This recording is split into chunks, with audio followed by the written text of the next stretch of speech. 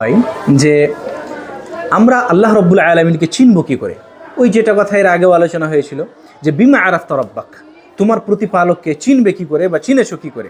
তাহলে আমরা এর উত্তরে যদি বলি তো বলবো আমরা আল্লাহ রব্বুল আলামিনকে দুই মাধ্যমে চিনতে পারি। একটা হচ্ছে কি, বে আয়াতেহি ও মাখলুকাতেহি, অর্থাৎ তার নিদর্শন সমূহ এবং তার সৃষ্টির মাধ্যমে।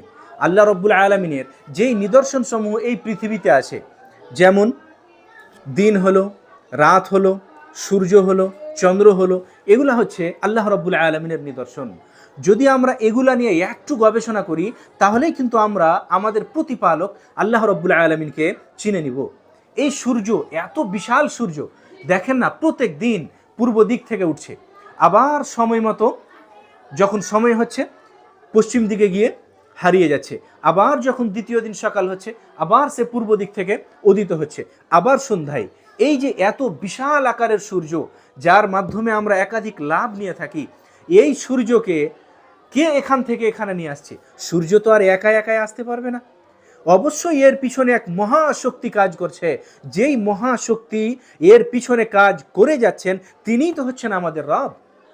যদি আমরা রাত এবং দিনের দিকে দেখি তাহলে বুঝতে পারবো রাত এবং দিন কোনো দিন থেমে যায় না, নিয়ম মতো রাত আবার দিন আবার রাত আবার দিন। এই যে দিন এবং রাতের পরিবর্তন, এই পরিবর্তন কে করছে? যেই শক্তি এই দিন এবং রাতকে পরিবর্তন করছেন তিনি তো হচ্ছেন আমাদের সৃষ্টিকর্তা আল্লাহ রব্বুল আলামিন। এই জন্যই তো কোরআনে আল্লাহ রব্বুল আলামিন বলছেন, ইন্না ফি খালকিস সামাওয়াতি ওয়াল আরদি ওয়া ইখতিলাফিল লাইলি ওয়ান নাহার লাআয়াতিল লিউলিল আলবাব, যে আল্লাহ রাব্বুল আলামিনের নিদর্শন তো রয়েছে এই আকাশে, এই পৃথিবীতে এবং এই রাত দিন, এগুলার মধ্যেই যারা জ্ঞানী তাদের জন্য। এগুলা হলো আল্লাহ রাব্বুল আলামিনের নিদর্শন। যদি আমরা আল্লাহ রাব্বুল আলামিনের সৃষ্টি দেখি তাহলে আমরা বলবো আকাশসমূহ, এই পৃথিবী সমূহ, দেখেন না আল্লাহ রাব্বুল আলামিন এই আকাশকে বিনা খুঁটিতে কিরকম সুন্দর করে দাঁড় করিয়ে রেখেছেন। আপনার কি মনে হচ্ছে যে এই আকাশ এমনি এমনি দাঁড়িয়ে আছে, নাকি এই আকাশকে কেউ দাঁড় করিয়ে রেখেছেন? যিনি এই আকাশকে দাঁড় করিয়ে রেখেছেন তিনিই তো হচ্ছেন মহা রব্বুল আলামিন। এই জন্যই তো কোরআনের এক জায়গাতে আল্লাহ রাব্বুল আলামিন বলছেন, আম খুলিকু মিন গায়রি শাইইন আম হুমুল খালিকুন, এরাকে কেউ সৃষ্টি করেছে, কোন জিনিসের মাধ্যমে এরা সৃষ্টি হয়েছে, নাকি এরা এমনি এমনি নিজেরাকে সৃষ্টি করেছে? এটা তো হতে পারে না যে এরা নিজে নিজেকে সৃষ্টি করেছে।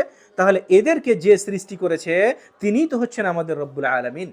একটা ছোট উদ্ভিদ নিচু থেকে মাটিকে ফাটিয়ে বের হয়ে যায়, কে ফাটিয়ে বের করে? একটা উদ্ভিদ ছোট, ওর আটিকে বের করে অঙ্কুর যে বের হয়, যদি আমরা ওই ছোট উদ্ভিদটাকে বলি আবার তুমি মাটিতে ঢুকো, ও কি ঢুকতে পারবে? পারবে না।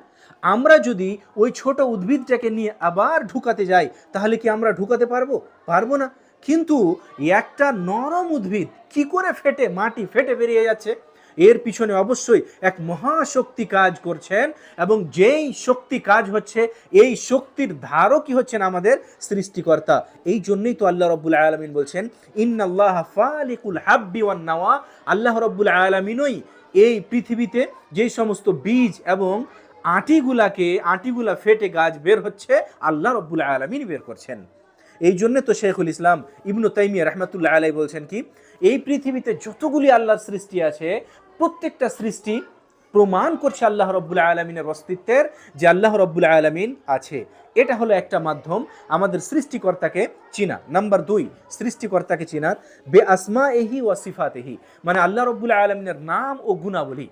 কোরআন এবং সঠিক হাদিসে আল্লাহ রাব্বুল আলামিনের যে নাম এবং গুণাবলীগুলি বর্ণিত হয়েছে, যদি আমরা সেগুলাকে নিয়ে একটু গবেষণা করি তাহলে আমরা আল্লাহ রাব্বুল আলামিনকে চিনতে পারবো। কোরআনে আল্লাহ বলছেন, ইন্নাল্লাহা আলা কুল্লি শাইইন কাদির, আল্লাহ রাব্বুল আলামিন সব কিছু করতে সক্ষম। এটা কথা এমনি এমনি বলে দেননি, বরং আল্লাহ রাব্বুল আলামিন প্রত্যেকটা অসম্ভবকে সম্ভব করতে পারবেন বলেই তো আল্লাহ রাব্বুল আলামিন কাদির। আল্লাহ রাব্বুল আলামিন এই পৃথিবীতে যত জীব জন্তু আছে সব কিছুকে রুজি দিয়ে থাকেন। পারবে কোনো মানুষ? পারবে কোনো পীর? পারবে অন্য কেউ? কেউ পারবে না। কিন্তু আল্লাহ রাব্বুল আলামিন সময় মতো আপনাকে, আমাকে, অন্যান্য জীব জন্তুকে সব কিছুকে দিয়ে থাকেন বলেই তো উনি হচ্ছেন রাজ্জাক, উনি হচ্ছেন সামি'। আল্লাহ রাব্বুল আলামিন আছেন সপ্তম আকাশের উপরে, ওখান থেকে অন্ধকারে এতগুলা ঘরের ভিতরে আমরা যে কোনো কথা বলি না কেন প্রত্যেকটা কথাকে উনি শুনতে পান বলেই তো উনি হচ্ছেন সামি'।